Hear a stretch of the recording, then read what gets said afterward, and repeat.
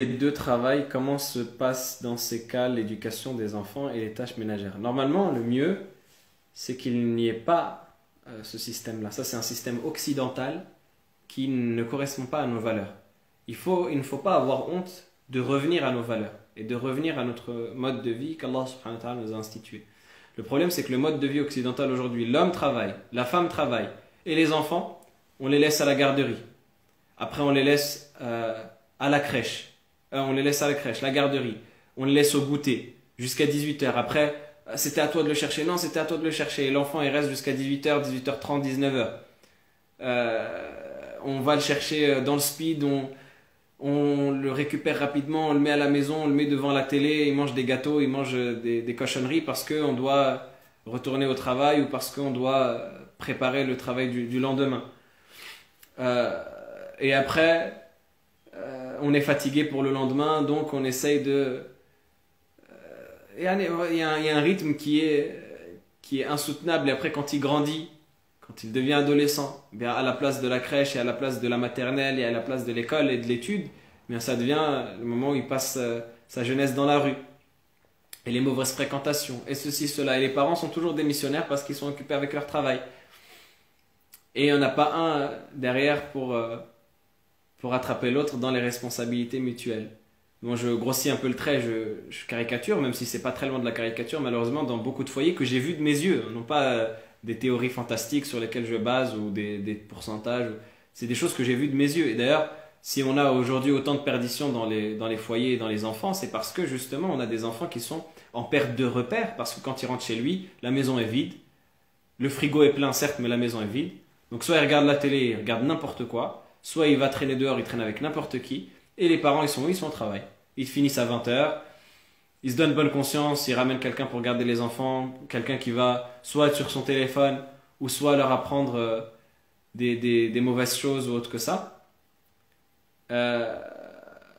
Et au final, eh bien, les rôles sont abandonnés. Désolé, mais ça veut rien dire, mes parents ont travaillé, alhamdoulilah, je suis proche d'Allah. Bien sûr, ça veut rien dire.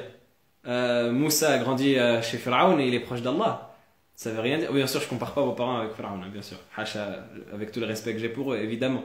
Mais ça veut rien. C'est pas forcément qu'on n'est pas dans le meilleur cadre qu'on va mal grandir. Et on peut être dans un très bon cadre et on va bien grandir. Mais malheureusement, force est de constater que si les parents travaillent, eh bien au final, il y a une responsabilité qui va être perdue. Il y a une responsabilité qui va être abandonnée. Ou alors aussi, la femme, avec toute la bonne volonté du monde, elle va se mettre une charge extrêmement lourde sur ses épaules, au point où elle va s'en sortir difficilement. Et je le vois, moi, dans des femmes de ma famille, des femmes qui sont exténuées, subhanallah. Et moi, je le dis, wallah il avec la plus grande des tendresses, et je ne veux pas du tout avoir de ton moralisateur ou dénigrant ou moqueur, et je m'excuse si ça a été le cas, ce n'est pas du tout l'objectif. Mais je le dis au contraire avec la plus grande des shafaqat, des compassions, c'est que les femmes, c'est elles les plus grandes perdantes dans ce modèle occidental. L'homme, il est tranquille, il est mhanni, il rentre du travail qui est son objectif, il met ses pieds sur la table et il veut que tout soit prêt devant lui. La nourriture, elle est prête, le café, il est prêt, il a ses chaussettes sur la table et tranquille. Il n'a rien à faire, il n'a rien à... Et c'est la femme qui, derrière, doit se taper la nourriture, les tâches ménagères, les enfants, elle, son travail à elle, ses occupations à elle. Ah, sahbi.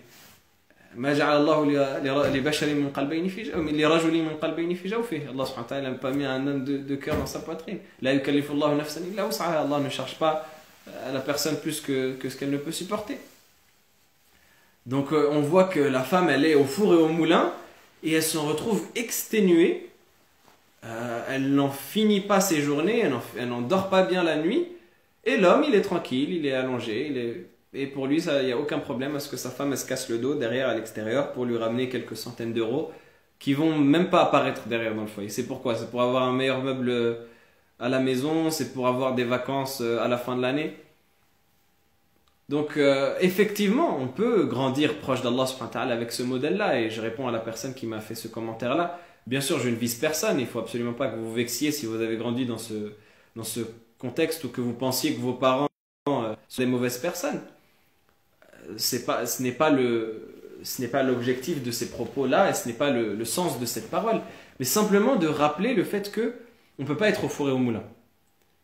Et comme ça a été dit dans les commentaires, chacun son rôle, les vaches seront bien gardées. Sans comparer personne à des vaches, encore une fois, c'est une métaphore. Mais simplement pour dire qu'on ne peut pas être au four et au moulin.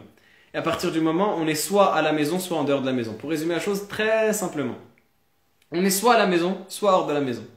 On ne peut pas être dans les deux. On ne peut pas se dédoubler, on ne peut pas se décupler, on ne peut pas aller travailler, aller chercher les enfants à l'école, ceci, cela. Maintenant, est-ce que ça veut dire que la femme, il lui est interdit de travailler? Non. Si elle a un travail qui est compatible avec ses responsabilités, avec ses exigences, elle travaille quelques heures dans la journée, par exemple. Les enfants, ils sont, imaginons, ils sont...